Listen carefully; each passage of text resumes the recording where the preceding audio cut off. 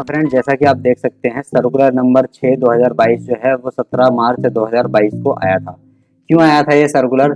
इसमें जो है फॉर्म 10 आईसी, फॉर्म 10 आईसी क्या होते हैं हम अभी थोड़ी देर में आपको बताएंगे।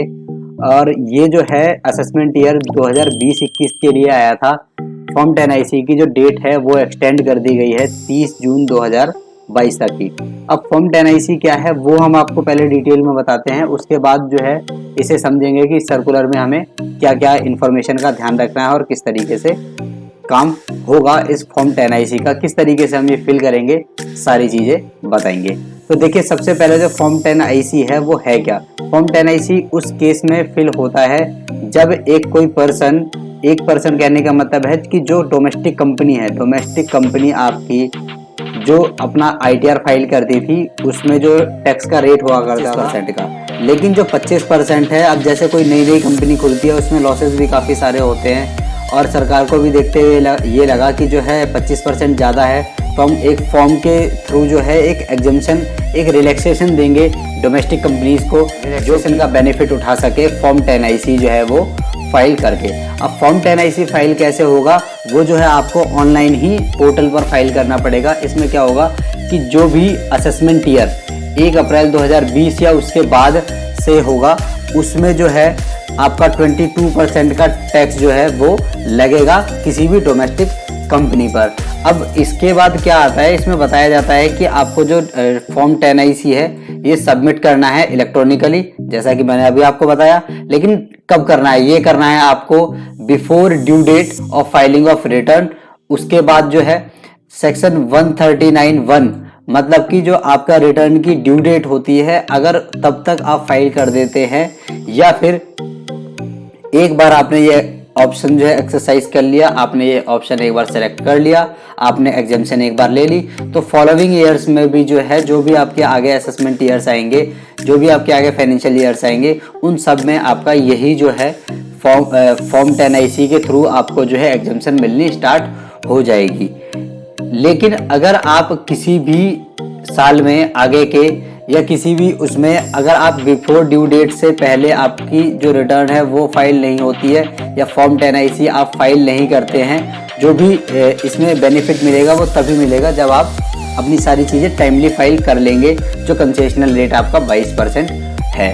अब इसमें क्या है कि अगर आपने टाइम से फाइल कर लिया तो आपको बेनिफिट मिल जाएगा, अगर आपने फाइल नहीं किया तो आपका जो वो डिडक्शन है, जो आपका कंसेशन है, वो जो है आपका नहीं मिलेगा, डिनायल हो जाएगा।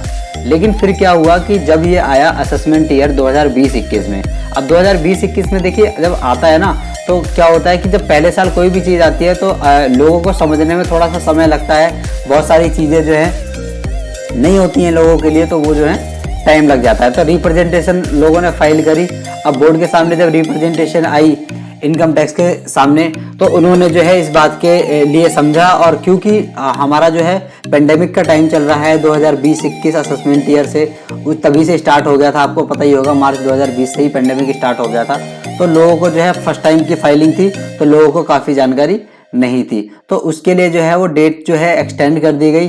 अब एक्सटेंड करते करते आपको पता है कि जो अब सारी चीज़ें ही जो एक्सटेंडेड डेट पे चल रही हैं, तो इसकी जो डेट है फॉर्म 10 आईसी की फाइल करने के लिए, उसकी जो डेट है वो बढ़ा के 30 जून 2022 कर दी गई है। अब इसमें डेटा है किसी का भी तो वो अभी फाइल कर सकता है इस नोटिफिकेशन के थ्रू, लेकिन उन्हें किन किन कंडीशन का वो सेटिस्फाई करनी पड़ेगी, उसके बाद ही ये फॉर्म फाइल आप कर सकते हैं। देखिए 3 कंडीशन है, वो दिख रही हैं, वो आप कर दीजिए और आप इसका बेनिफिट जो है आप आसानी से ले सकते हैं। सबसे पहला कि जो आपकी रिटर्न ऑफ इनकम है असेसमेंट ईयर 2020-21 की, वो जो है ऑन और बिफोर ड्यू डेट से फाइल हो जानी चाहिए। 2020-21 असेसमेंट ईयर के लिए जो भी आपकी ड्यू डेट थी तब तक आपकी रिटर्न फाइल हो जानी चाहिए। दूसरा, जो आप आईटीआर का 6 फॉर्म फाइल करते हैं उसके अंदर पार्ट ए जनरल का एक शीट होती है हमारी, उसके अंदर अगर आपने आईटीआर 6 के अंदर 115 BAA अगर आपने सेलेक्ट किया है कि हमें जो है इस सेक्शन का बेनिफिट लेना है, और अगर इस सेक्शन का बेनिफिट लेने के लिए आपने सेलेक्ट किया है तभी जो है आप बेनिफिट इसका ले सकते हैं। अगर आपने ये ऑप्शन सेलेक्ट नहीं किया है तो आपको ये बेनिफिट नहीं मिलेगा। और उसके साथ में ही फॉर्म 10 IC आपको फाइल करना है इलेक्ट्रॉनिकली। कब तक करना है इसकी डेट, जैसा कि मैंने आपको ऊपर बताया कि वो बिफोर ड्यू डेट या फिर फाइलिंग ऑफ रिटर्न के टाइम पे आपको कर देनी चाहिए, लेकिन इस वाले ईयर के लिए जो डेट है वो एक्सटेंड हो चुकी है 30/6/2022 तक की, और या फिर 3 महीने from the end of the month in which circular is issued whichever is letter.